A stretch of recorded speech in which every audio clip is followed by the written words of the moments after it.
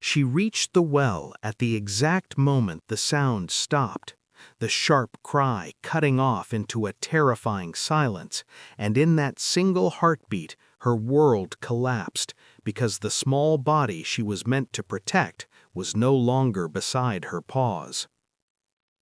The lioness skidded to the edge of the old stone well, dust rising around her legs, and when she looked down, she saw her cub clinging to the rough wall below, tiny claws scraping uselessly against the stone as fear filled his wide eyes. 1 second earlier and he would have been safe. 1 step slower and he would have been gone forever. And the weight of that failure hit her harder than hunger, harder than pain. She did not roar because roaring would not lift him, and she did not panic because panic would waste time she did not have. So instead, she planted her feet into the dry earth and leaned over the edge, stretching farther than instinct allowed.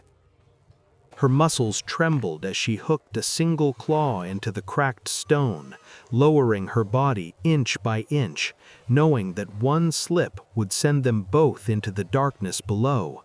Yet her eyes never left her cub's face, because that was the only thing keeping her steady.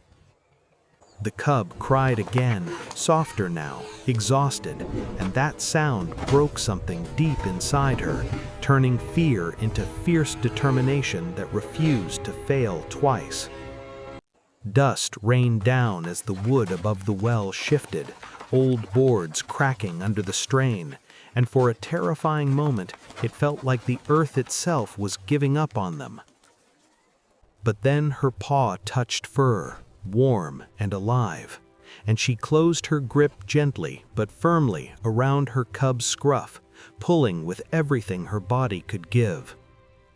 The climb back felt endless, every breath burning, every muscle screaming, yet inch by inch the cub rose until suddenly he was over the edge, tumbling onto solid ground where her body wrapped around him instantly.